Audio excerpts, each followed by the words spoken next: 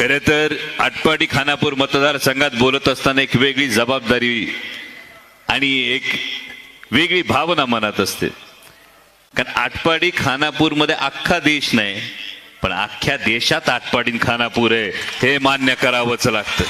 कारण देशाच्या कानाकोपऱ्यात कुठे जो आमचे दत्तकुमारजी खंडागळेंनी सुद्धा माग तामिळनाडू मधल्या सगळ्या मराठी बांधवांशी माझा संवाद घडवून आणला होता.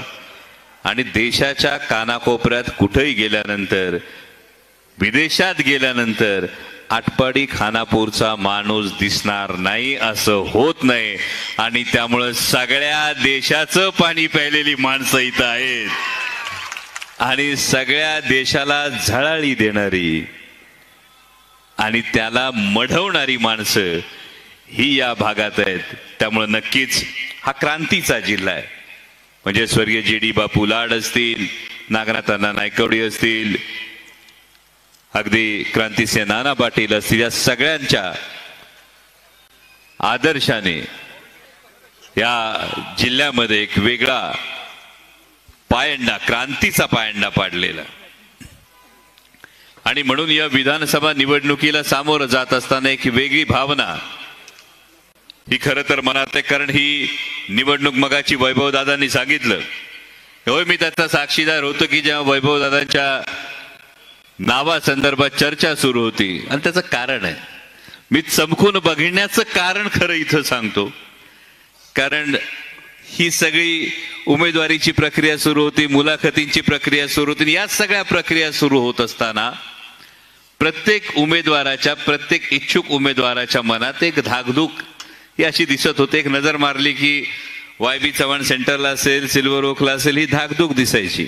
आणि ही धाकधूक दिसत असताना एक उंचीला रांगडाचा एक तरुण हा शांत दिसायचा.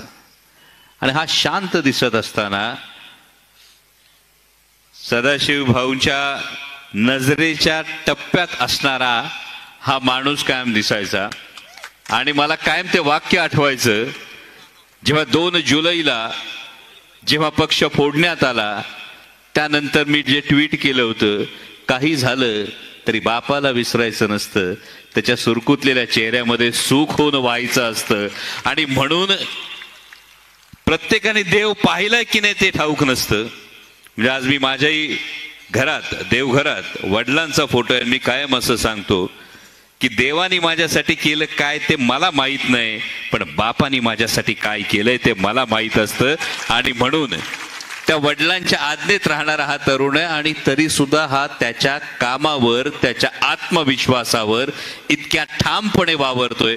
त्यामुळे तुमचं नाव आल्यानंतर टक्कन नजरवर गेली. म्हटलं हा तिकीट योग्य ठिकाणी जाते, एवढी फक्त खात्री झाली. कारण या विधानसभा निवडणुकीच्या दृष्टिकोनातून खरं तर महाराष्ट्राच्या राजकारणात जी स्थित्यंतर झाली, गेल्या 2-2.5 वर्षामध्ये आपण जी स्थित्यंतर पाहिली. कारण तोपर्यंत असं ऐकलं होतं की पायातली चप्पल विकत घेता येते, अंगातला शर्ट विकत घेता येतो, ज्याच्यावर शूट करता येतो मोबाईल विकत घेता येतो, पण आमदार आणि मंत्री सुद्धा विकले जातात, विकत घेता येतात. हे दुर्दैवानं महाराष्ट्रानं या 2-2.5 वर्षात पाहिलं. आठवतंय ना काय?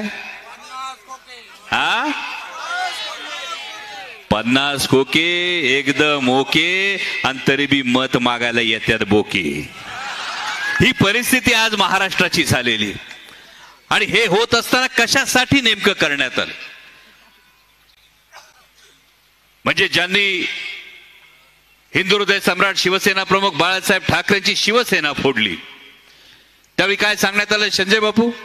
त्यावेळी सांगितलं हिंदुत्वासाठी ही भूमिका केली.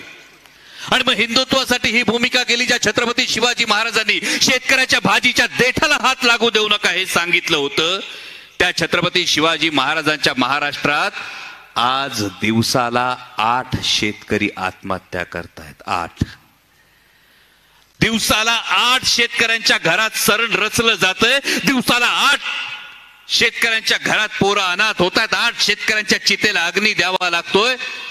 आणि भारतीय जनता पक्षाचे केंद्रीय गृहमंत्री येऊन सांगतात भारतीय जनता पक्षाचा जाहीरनामा आहे, आता आम्ही कर्जमाफी देऊ. कधी? महिन्याला 200 शेतकऱ्यांचं सरण रचल्यानंतर. आणि जर शिंदे सेनेचे लोक हिंदुत्व सांगत असतील तर मला वाटतं छत्रपती शिवाजी महाराजांचं रयतेच्या भाजीच्या देठाला हात लागू देऊ नका. हे रयतेचं राज्य आणणं हे खरं महत्वाचं हिंदुत्व होतं. पण हिंदुत्वाची शाल पांघरून स्वार्थाच्या गावी जात असताना, सुरत गुवाहाटी गोवा करत असताना फक्त स्वार्थाचा चिखल करण्याचं पाप कोणी केलं असेल तर एकनाथ शिंदेच्या शिवसेनेने केलं. बरं, हे काय कमी पडलं होतं म्हणून शिंदे साहेबांनी काय सांगितलं? अजितदादांच्या मांडीला मांडी लावून बसताना जीवाची घालमेल होत होती. ही घालमेल कशी बशी 1 वर्ष टिकली. वर्षभरानंतर 27 जूनला तिकडे माननीय पंतप्रधान भोपाळमध्ये गरजले 70,000 कोटी. टुनकन दादा उठले, गुलाबी जाकीट घालून भाजपच्या मांडीवर जाऊन बसले. आणि हे झाल्यानंतर मग खरा प्रश्न पडला की माननीय मुख्यमंत्री महोदय ज्यांच्याविषयी आक्षेप सांगत होते, म्हणजे नावडतीचं मीठ आता आळली नाही तर खारट चालायला लागलं शिंदे साहेबांना. आणि मग हे महायुतीचं सरकार पुढे चाललं. आणि महायुतीचं सरकार पुढे चालत असताना नेमकं घडलं काय? अनेकांनी सांगितलं मग भूमिका बदलली गेली. मग सांगितलं गेलं विकासासाठी ही भूमिका घेतली. आणि मग विकासासाठी ही भूमिका घेत असताना विकास केला का? नाही केला बापू, लय विकास केला. तेलाचा डबा 300 ने वाढला, खोबरं 140चं 280 ला गेलं. दिवाळीला दुवा दिली ना, म्हणजे आमच्या लाडक्या बहिणीला जेव्हा दाजीनी सांगितलं असेल करंजा कर, तेव्हा खोबरं किसताना बरोबर कळलं 140चं 280 ला गेलं. जेव्हा सांगितलं शंकरपाळ्या तळ, तेव्हा बरोबर कळलं तेलाचा डबा 300 ने वाढला. आणि हा विकास म्हणत असताना महायुतीचं सरकार खरं तर दिल्लीतून गुबुगुबू वाजल्यानंतर माना डोलवणाऱ्या नंदी बैलाचं सरकार हे महायुतीचं सरकार हे इथं निक्षून सांगितलं पाहिजे. कारण माझ्या तरुणांच्या नशिबातला रोजगार गेला. म्हणजे माननीय उपमुख्यमंत्री आणि मुख्यमंत्री सांगतात, माननीय मुख्यमंत्र्यांचं तर विधान ऐकलं असेल.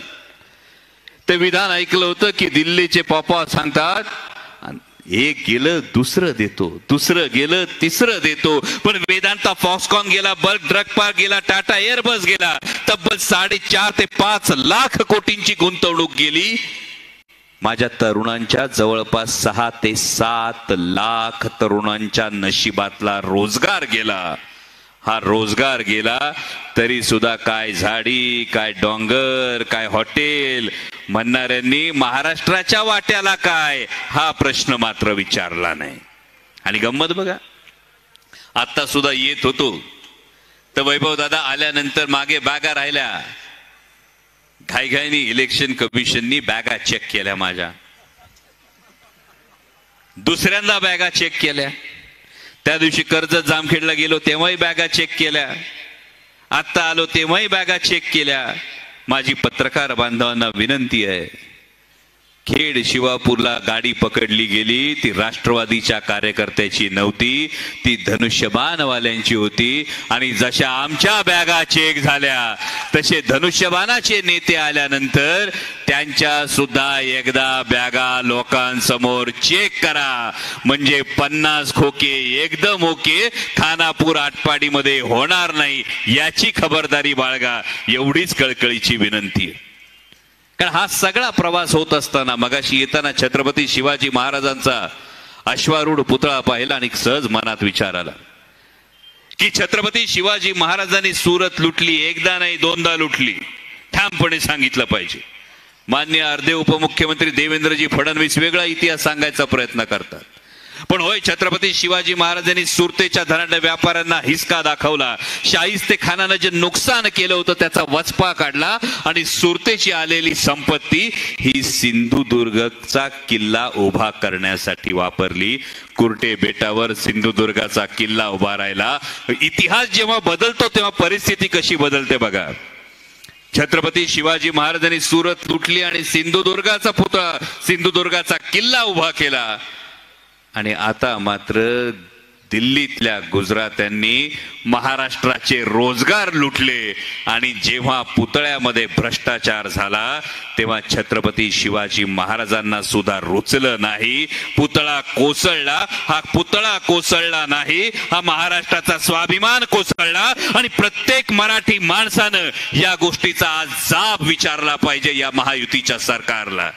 अरे भ्रष्टाचार करत असताना मगाशी कोणीतरी आकडे सांगितले. महायुतीचं सरकार आल्यापासून गेले आता आम्ही शिवस्वराज्य यात्रेला फिरताना एका कार्यकर्त्याने सांगितलं, गंमत कशी झाली. आता कोणीतरी महायुतीचा नेता उठतो आणि नेता उठून सांगतो एवढे 1000 कोटी. खानापूर आठवड्याला सांगितलं की नाही? किती? नाही किती कोटी नाही, मी टक्के विचारले. कारण प्रॉब्लेम असा झालाय आजकाल महाराष्ट्रामध्ये, महायुतीच्या नेत्यांनी वरून आकडा सांगितला का खाली कार्यकर्ता कॅल्क्युलेटर काढतोय 10 का 15%. हा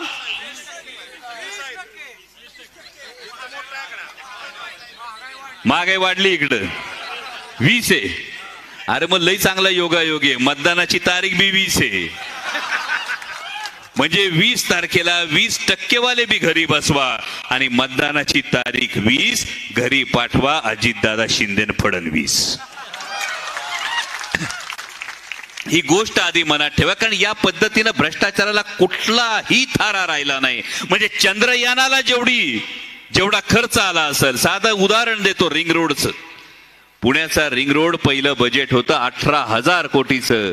पुण्याच्या रिंग रोडचं बजेट गेलं आता 40,000 कोटी. 157% बजेट एकेका प्रोजेक्टचं वाढायला लागलं. आज महाराष्ट्राची परिस्थिती अशी 8.5 लाख कोटींचं कर्ज हे महाराष्ट्रावर आहे. आजही सांगितलं जातं की आणखी आम्ही केंद्र सरकारकडून निधी आणू, पण परिस्थिती अशी आहे की गेल्या महिन्यात शिक्षकांचे पगार झाले नाहीत आणि पुढच्या महिन्यात मंत्रालयातल्या कर्मचाऱ्यांचे पगार वेळेवर होतील की नाही अशी शंका त्यांच्या मनात येते. आणि ही जर परिस्थिती देशाची असेल, ही जर परिस्थिती महाराष्ट्राची असेल, तर अशा परिस्थितीमध्ये माननीय पंतप्रधान काल महाराष्ट्रात आले आणि माननीय पंतप्रधान काय म्हणाले, एक है तो सेफ है. गंमत बघा. खरंच माझ्यासारख्या लहान कार्यकर्त्याला प्रश्न पडला. म्हणजे आधी सांगायचं हिंदू खतरे में है, आता आडून सांगायचं, मग उत्तर प्रदेशच्या मुख्यमंत्र्यांनी येऊन सांगायचं बटेंगे तो कटेंगे. आता माननीय पंतप्रधान म्हणतात एक है तो सेफ है.